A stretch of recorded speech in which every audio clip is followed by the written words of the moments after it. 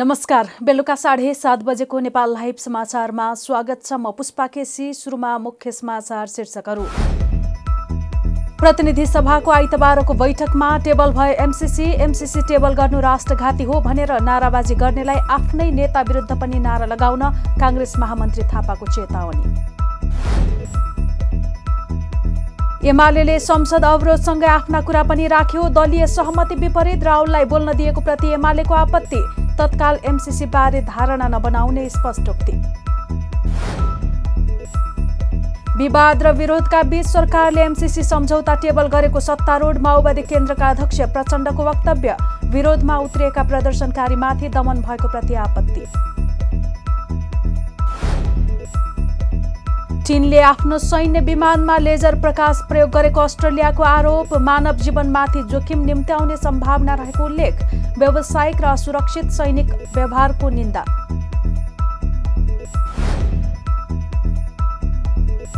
र शहीद स्मारक ए डिभिजन लिगमा जाउला खेलको जितसँगै पुलिस फ्रेन्ड्स र ब्रिगेड बोइजलाई रेलिगेसनको दबाव। जितसँगै 13 अङ्क जोडेको जाउला खेल 10औं स्थानमा उक्लियो। सामान राम्रो छ, ढुक्क हुनुहोस्। थाहा छ त्यसैले त यही लिन आएको। गुणस्तरीय प्लम्बिङको भरपर्दो नाम मार्बल। अब समाचार विस्तारमा। प्रतिनिधि सभाको आइतबारको बैठकमा एमसीसी टेबल भएको छ। अमेरिकी सहयोग नियोग मिलेनियम च्यालेन्ज कर्पोरेसन संघको अनुदान सम्झौता 2076 असार 30 गते प्रतिनिधि सभामा दर्ता भएको थियो। अर्थमन्त्री जनार्दन शर्माको तर्फबाट सञ्चार तथा सूचना प्रविधि मन्त्री ज्ञानेन्द्र बहादुर कार्कीले प्रतिनिधि सभाको बैठकमा एमसीसी टेबल गरेका हुन्। कार्कीले एमसीसी टेबल गरिरहँदा माओवादी एकीकृत समाजवादी नेपाल मजदुर किसान पार्टी राष्ट्रिय जनमोर्चा लगायतका सांसदहरू आफ्नो कुर्सीबाट उठेर नाराबाजी गरेका थिए। संसदमा टेबल गर्ने क्रममा मन्त्री कार्कीले एमसीसी सम्झौताको कुनै पनि व्यवस्था र शर्त नेपालको संविधानको सर्वोच्चता र सर्वोपरिता भन्दा माथि नरहेको दाबी गरे। नेपालको संविधानको सर्वोच्चता सर्वोपरिता सम्झौताको कुनै व्यवस्था र शर्तभन्दा माथि रहेको स्पष्ट हुँदै नेपालको सार्वभौम सत्ता स्वतन्त्रता स्वाधीनताको अक्षुण्ण र उल्लङ्घनीय रहेको राष्ट्रिय प्रतिबद्धता प्रकट गर्दै संयुक्त राष्ट्रसङ्घको बडापत्र असंलग्न पञ्चशीलको सिद्धान्त अन्तर्राष्ट्रिय कानुन र विश्व शान्तिको मान्यता अनुसार कुनै सैन्य सङ्गठनमा सामेल नहुने नेपालको परराष्ट्र नीतिको परम्परालाई आत्मसात गर्दै उक्त प्रस्ताव अनुमोदन गरिदिनु हुन म यस सम्मानित सदन समक्ष प्रस्ताव गर्दछु। यस्तै कानुन मन्त्री दिलेन्द्र बडुले एमसीसी प्रतिनिधि सभामा टेबल हुनुलाई सकारात्मक भएको बताएका छन्।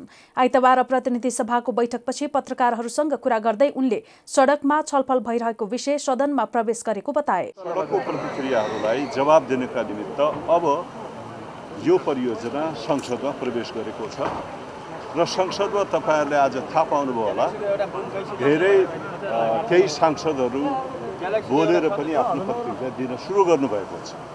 यो एउटा अवसर र अब छलफल संसदमा प्रवेश भएको छ र छलफल सुरु पनि भयो।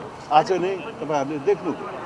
त्यसकारणले यो एक सकारात्मक रूपमा यसलाई लिनुपर्छ, किनभने प्रतिक्रिया र विरोध र पक्ष र विपक्षमा सडकमा भइरहँदा मुलुकले जवाब दिन सक्दैन थियो। मुलुकले जवाब दिनका निमित्त यो विषयलाई संसदमा पुर्याउनु पर्दथ्यो र त्यो आज संसदमा पुगेको छ। सडकमा भइरहेको चर्चा र परिचर्चा सडकमा पुगेको छ र सडकमा बहस सुरु भएको छ। यस्तै नेपाली कांग्रेसका महामन्त्री एवं सांसद गगन थापाले एमसीसी टेबल गर्नु राष्ट्रघाती हो भनेर नाराबाजी गर्नेलाई आफ्नै नेता विरुद्ध पनि नारा लगाउन चेतावनी दिए। आइतबार प्रतिनिधि सभाको बैठकबाट बाहिरिँदै गर्दा उनले यस्तो चेतावनी दिएका हुन्। सांसद भीम रावलले संसदमा जसरी एमसीसी राष्ट्रघाती भन्नुभयो यो एमाले अध्यक्ष केपी शर्मा ओलीको समयमा संसदमा पेश भएको हो। थापाले भने के उहाँ केपी ओली मुर्दाबाद भनेर संसदमा नारा लगाउन सक्नुहुन्छ? त्यस्तै उनले विरोधमा उत्रेका माओवादी नेताहरूले आफ्ना अध्यक्ष पुष्पकमल दाहाल प्रचण्ड विरुद्ध र एकीकृत समाजवादीका नेताहरूले अध्यक्ष माधव नेपाल विरुद्ध यस्तै नारा लगाउन सक्छन् भनी प्रश्न गरे। यो प्रस्ताव राष्ट्रघाती हो भनेर भन्ने हो भने सबैभन्दा पहिला मान्य भीम रावलले केपी शर्मा ओली राष्ट्रघाती मुर्दाबाद भनेर संसदतिर नारा लगाउने हिम्मत गर्नुपर्छ। यो प्रस्ताव राष्ट्रघाती भनेर भन्ने हो भने पुष्पकमल दाहाल मुर्दाबाद भनेर माओवादीको सांसदहरूले र माधव नेपाल मुर्दाबाद भनेर एकीकृत समाजवादीको सांसदहरूले नारा लगाउनुपर्छ। त्यसपछि मात्रै यसका बारेमा उहाँले कुरा राख्नुपर्छ। आज सुखद कुरा सम्माननीय सभापतिले भन्नुभयो, यो विषय संसदमा छलफल हुने विषय बाहिर भइरहेको छ, संसदभित्र गरौँ भनेर भन्नुभएको छ। यो नै सबैभन्दा महत्त्वपूर्ण कुरा हो। थापाले एमसीसी सम्झौता अब संसदको अङ्ग भएको र यसको बहस समेत थालनी भएको बताए। उनले अब बस्ने फागुन 12 गतेको संसद बैठकमा छलफल गरेर मतदानबाटै एमसीसी टुङ्गो लाग्ने बताए। तत्कालीन प्रधानमन्त्री केपी शर्मा ओली नेतृत्वको नेकपा सरकारले नै पेश गरेको प्रस्ताव आज संसदमा टेबल भएको थापाको भनाइ छ। परराष्ट्र मन्त्रालयले संसदमा अमेरिकी विकास परियोजना मिलेनियम च्यालेन्ज कर्पोरेसन टेबल भएपछि आफ्नो धारणा सार्वजनिक गरेको छ। अमेरिका र चीनबीच वाक युद्ध सुरु भएपछि मन्त्रालयले आइतबार एक विज्ञप्ति जारी गर्दै नेपाल र नेपाली जनताको हितमा कस्तो विकास सहायता आवश्यक छ भन्ने निर्णय सार्वभौम संसदले मात्र गर्ने जनाएको हो। नेपालले सदैव स्वतन्त्र, सन्तुलित र असंलग्न परराष्ट्र नीति अख्तियार गरिरहेको मन्त्रालयले जनाएको छ। यही नीति अन्तर्गत नै राष्ट्रिय आवश्यकता र प्राथमिकताका आधारमा विकास परियोजना स्वीकार गरेर त्यसको उपभोग गरिरहेको स्पष्ट पारेको छ। नेपालले सधैँ स्वतन्त्र, सन्तुलित र असंलग्न परराष्ट्र नीति अवलम्बन गर्दै आएको छ। यो नीति अनुरूप सार्वभौम सत्ता सम्पन्न राष्ट्रका रूपमा नेपालले आफ्नो राष्ट्रिय आवश्यकता र प्राथमिकता अनुसार विकास सहायता स्वीकार गरी उपयोग गरेको छ, मन्त्रालयले भनेको छ। आफ्ना छिमेकी र मित्रहरूसँग परम्परादेखि नै नेपालले बलियो साझेदारी र सहकार्य गरिरहेको विज्ञप्तिमा उल्लेख छ। यसअघि अमेरिकाले नेपालमा एमसीसी पारित गर्नका लागि धम्की दिइरहेको भन्दै चीनले आपत्ति जनाएको थियो। चीनले एमसीसी अनुमोदन गर्न अमेरिकाले नेपालमाथि धम्कीपूर्ण कूटनीति अपनाएको आरोप लगाएको थियो। जवाफमा अमेरिकाले पनि विज्ञप्ति जारी गर्दै कुनै धम्की नदिएको जिकिर गरिरहेको छ। अमेरिका र चीनबीच वाक युद्ध सुरु भएपछि नेपालले आइतबार विज्ञप्ति जारी गर्दै दुवै देशलाई जवाफ दिएको हो। प्रमुख प्रतिपक्ष नेकपा एमाले प्रतिनिधि सभा बैठकमा विरोधसँगै आफ्ना कुरा राख्न थालेको छ। एमाले नेता भीम रावलले एमसीसीमा विरोध गर्दै बोलेका थिए। उनले विपक्ष पार्टीले विरोध गरेको बेलामा कसरी यति गम्भीर विषयमा टेबल भयो भन्दै आपत्ति जनाए। उनले एमालेको संसद अवरोध र प्रमुख दलका बीचमा सहमति नभएको अवस्थामा स्वाधीनता विपरीतको सम्झौता टेबल गर्नु आपत्तिजनक भएको बताए। राजनीतिक दलको बीचमा सहमति नभई यो एउटा प्रमुख राजनीतिक दल विपक्षी पार्टीले विरोध गरिरहेको अवस्थामा यो टेबल कसरी भयो?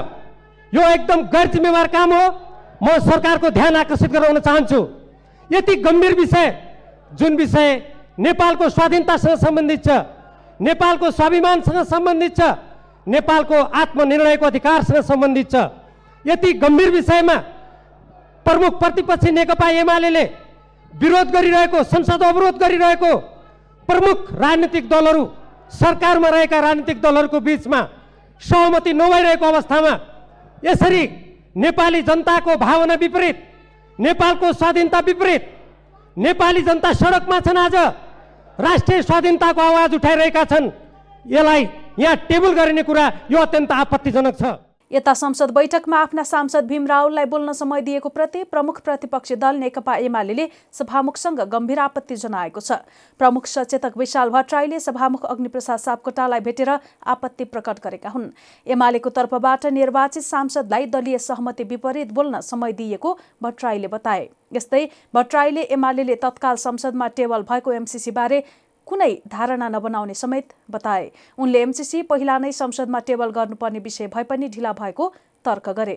हामीले के भनेका छौँ भने सभामुख समक्ष नेकपा एमालेको तर्फबाट निर्वाचित सांसदहरूलाई दलीय सहमतिका आधार नभइकन दलीय अनुमति बेगर तपाईँले बोल्न दिने कुरा चाहिँ दलीय व्यवस्था विरुद्धमा काम गर्नुभएको छ। हुन त तपाईँले यसभन्दा अगाडि पनि गर्नुभएको छ, तर आज पनि गर्नुभयो। किन तपाईँले दलीय अनुमति बेगर चाहिँ हाम्रो दलका तर्फबाट बोल्न दिनुभयो भनेर हामीले आपत्ति व्यक्त गरिसकेका छौँ। मैले आफैले भेटेर आपत्ति व्यक्त गरेँ। उहाँले यसलाई चाहिँ म गम्भीरतापूर्वक लिन्छु, मेरो ध्यान आकर्षण भएको छ भनेर भन्नु।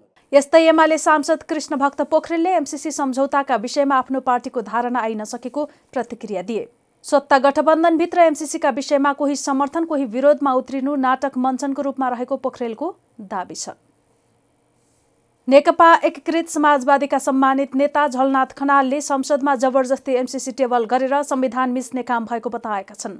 संसद बैठक सकेर बाहिरिने क्रममा सञ्चारकर्मीहरूसँग कुराकानी गर्दै उनले यस्तो बताएका हुन्। खनालले आफ्नो पार्टीको हिजो बसेको स्थायी कमिटिको बैठकले यथास्थितिमा कुनै पनि हालतमा पारित गर्नु हुँदैन भन्ने निर्णय गरेको जानकारी दिए।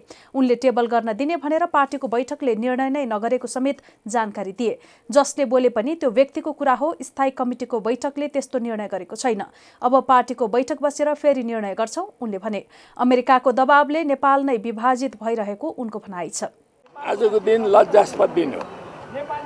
एउटा करार सम्झौतालाई अनुमोदन गर्ने भनेर अहिलेको सरकारले जुन ढङ्गले टेबल गर्न पुग्यो, एउटा महाशक्तिको दबावको आधारमा, यो नेपालको लागि लज्जाको विषय हो।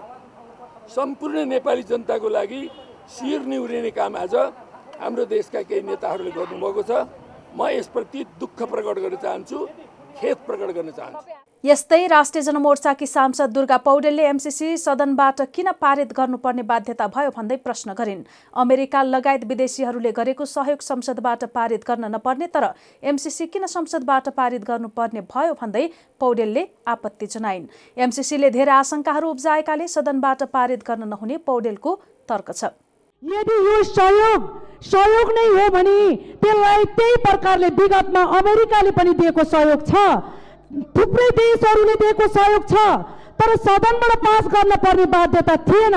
त्यो आज किन सदनबाट पास गर्नुपर्ने बाध्यता भयो त सभामुख महोदय?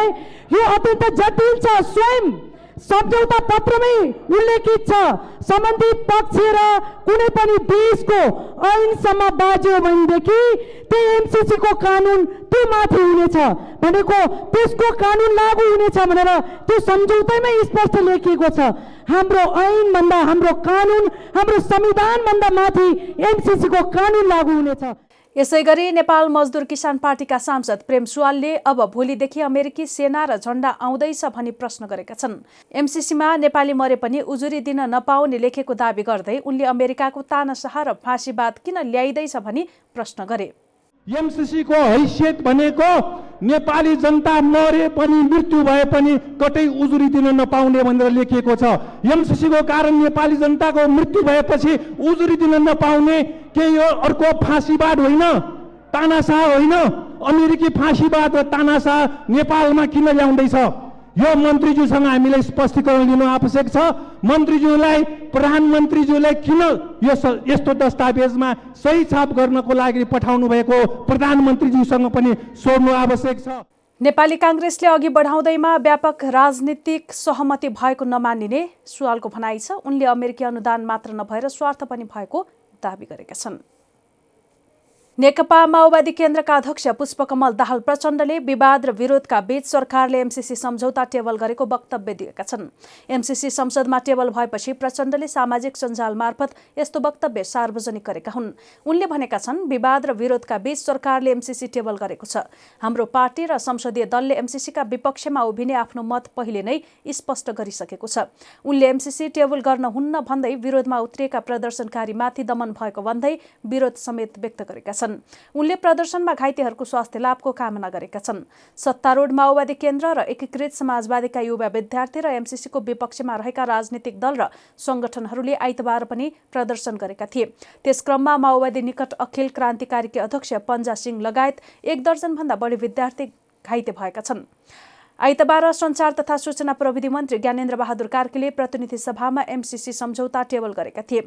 संसद बैठक सुरु हुनुभन्दा पहिल्यै बानेश्वर क्षेत्रमा जारी प्रदर्शन बैठक सकिएपछि पनि चलेको थियो। नेपाल लाइभ समाचारमा अब अन्तर्राष्ट्रिय समाचार।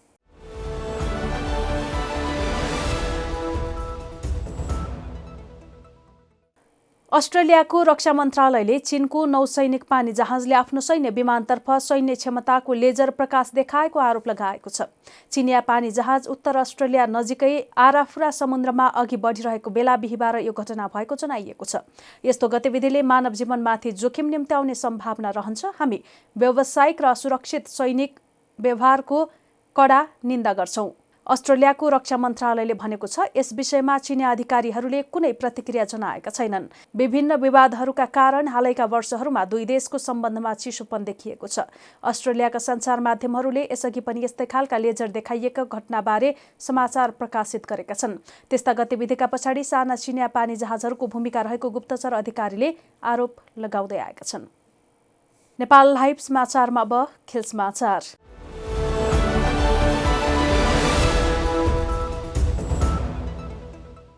जावलाखेल युथ क्लबले शहीद स्मारक डिभिजन लिगमा हिमालयन शेर्पा क्लबमाथि जित हात पारेको छ। आइतबार त्रिपुरेश्वर स्थित दशरथ रङ्गशालामा सम्पन्न खेलमा जावलाखेलले शेर्पामाथि 2-1 गोल अन्तरको जित हात पारेको हो। जितसँगै जावलाखेलले रेलिगेसन खतरालाई लगभग टारेको छ। जावलाखेलको जितमा रूपबहादुर लामा र अङ्गुना जुनियरले गोल गरे। यता शेर्पाका लागि अमृत श्रेष्ठले गोल गरे। खेलको 15औं मिनेटमा जावलाखेलले अग्रता लिएको थियो। रूपबहादुरको कर्नर सिधै गोलमा परिणत भएको थियो। जितसँगै 13 अङ्क जोडेको जावलाखेल 10औं स्थानमा उक्लेको छ। जावलाखेलको यो तेस्रो जितसँगै ब्रिगेड बोइज क्लब, पुलिस र फ्रेन्ड्स क्लबमाथि रेलिगेसन दबाव बढेको छ।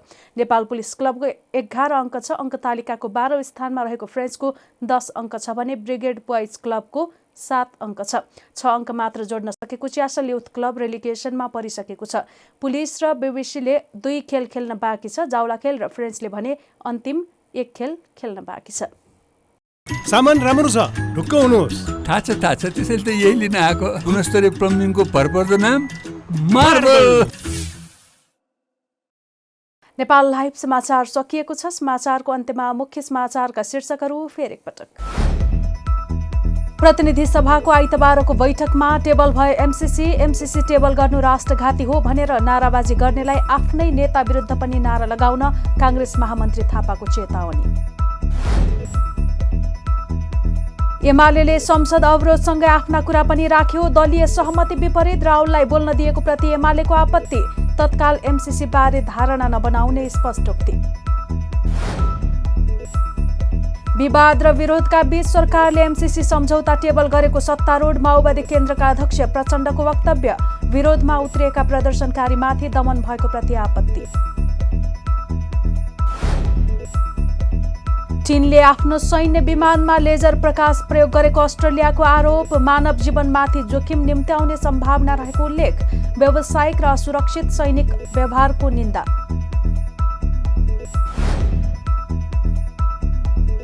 र शहीद स्मारक डिभिजन लिगमा जावलाखेलको जितसँगै पुलिस, फ्रेन्ड्स र ब्रिगेड बोइजलाई रेलिगेसनको दबाव। जितसँगै 13 अङ्क जोडेको जावलाखेल 10औं स्थानमा उक्लियो। नेपाल लाइभ समाचार आज यति नै। हाम्रा अन्य कार्यक्रम नेपाल लाइभको Facebook page, YouTube channel, Twitter र हाम्रो वेबसाइट नेपाललाइभ.com मा पढ्न र हेर्न सक्नुहुनेछ। नमस्कार।